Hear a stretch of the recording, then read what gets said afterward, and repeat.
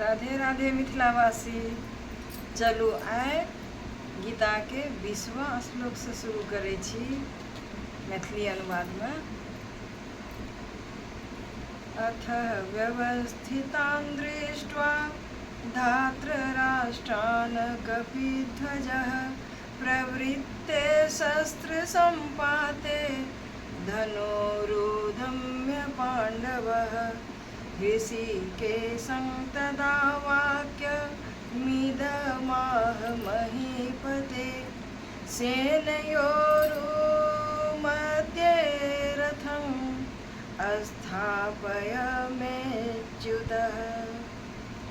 यावदेतान्निरीक्षेऽहं योद्धुकामानवस्थितान् कर्मया सह योद्धव्य स्मरेण समुद्यमे।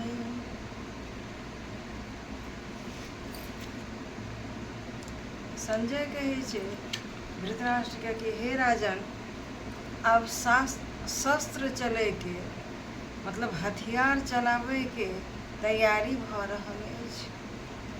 आ अर्जुन कहै छथिन कृष्ण भगवान से कि हे भगवान, अहाँ हमरा दोनों सेना के मध्य में ला चलू, जतय हम देखै ले चाहै छी कि हमरा से के सब युद्ध करे ले आयल, के हमर समान बलवान ये, के हमरा से पैघ बलवान छै, तऽ से हमरा अहाँ ला चलू। हम देखै ले चाहै छी कि के सब हमरा से युद्ध के इच्छा करे ले आयल अछि। योत्स्यमानवेक्षेऽहं यः एतेऽत्र समागताः धार्तराष्ट्रस्य दुर्बुद्धेर्युद्धे प्रियचिकीर्षव।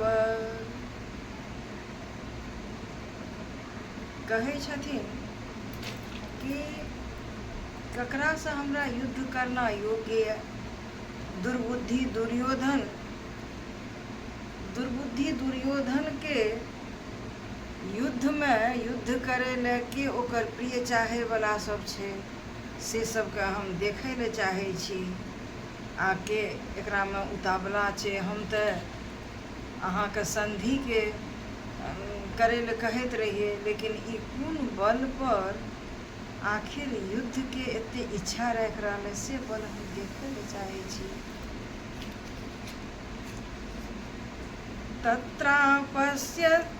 तत्रापश्य स्थितान् पार्थ पितॄनथ पितामहान् आचार्यान् मातुलान् भ्रातॄन् पुत्रान् पौत्रान्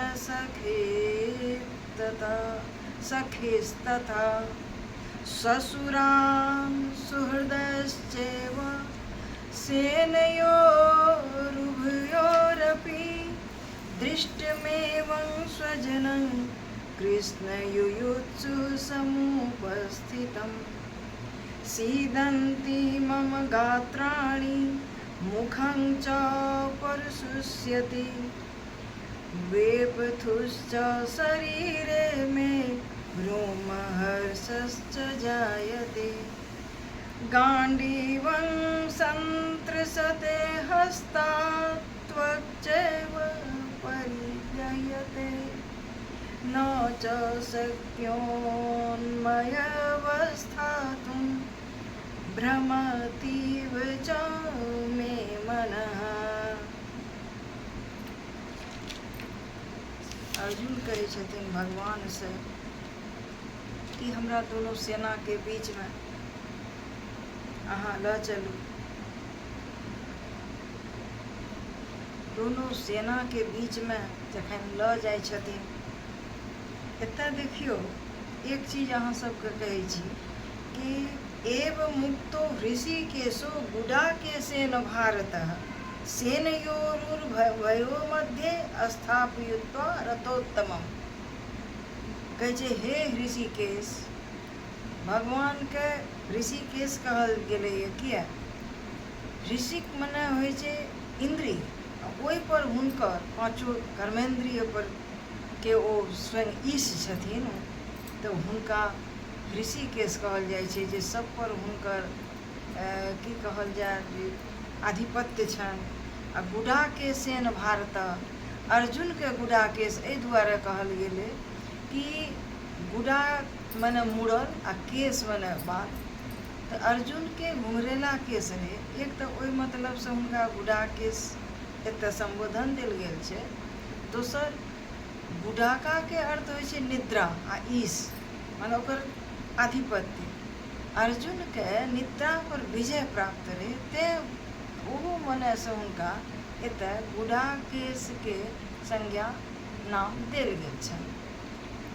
भीष्म द्रोण प्रमुखतः सर्वेषां च महीक्षिताम् उवाच पार्थ पश्येतान् समन्वेतान् कुरुनित। की कहै छथिन कि भगवानके की कहै छथिन जे पितामह भीष्म, आचार्य द्रोण, संपूर्ण राजा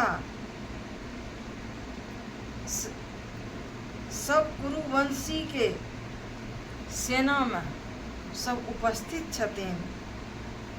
तऽ ओकरा देख कऽ अर्जुन दोनों दिस देखैया।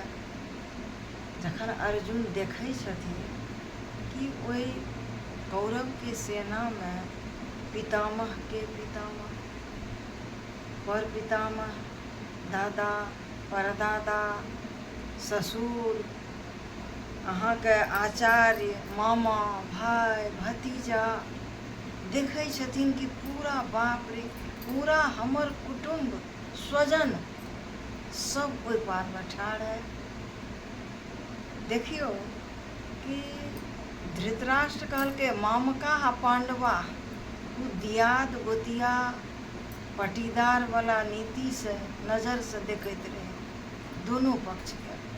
लेकिन अर्जुन तो धर्मज्ञ रहथिन, वो स्वजन कह के संबोधन दै छथिन जे ओहि पार में हमरा से लड़े ले ई सब स्वजन छै।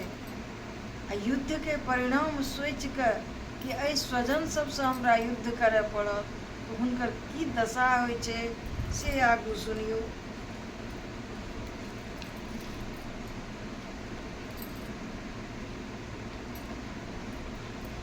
एतऽ तक तो सुना देलहुँ। दृष्टमेवं स्वजनं कृष्ण युयुत्सं समुपस्थितं सीदन्ति मम गात्राणि मुखं च परिशुष्यति। कहै छथिन हे भगवान, हे श्री कृष्ण, हमर देह शिथिल भऽ रहल है आ मुखं च परिशुष्यति, शुष्क मने सूखा, मुँह सूखि रहल है। मुखं च परिशुष्यति, मुँह हमर सूखि रहल है। वेपथुश्च शरीरे में रोम हर्षश्च जायते, एक एक रोम जे हमर ठाढ़ भऽ रहल है। गांडीवं संत्रसते हस्ता, गांडीव हमर हाथ से घसि रहल है। हस्ता त्वच्चैव परिदह्यते न च शाक्यनो स्थातुं भ्रमतेव च मे मनः। मन हमर दिग्भ्रमित भऽ रहल है। जे गांडीव के टंकार से दुष्ट के हृदय काँपै छै, से गांडीव से धनुष आय हमर हाथ से घसि रहल है, मुँह सूखि रहल है, शरीर के रोमावली ठाढ़ भऽ रहल है जे हम अपन परिजन संग कोना लड़ब। बस एहिठाम विराम दै छी। राधे राधे।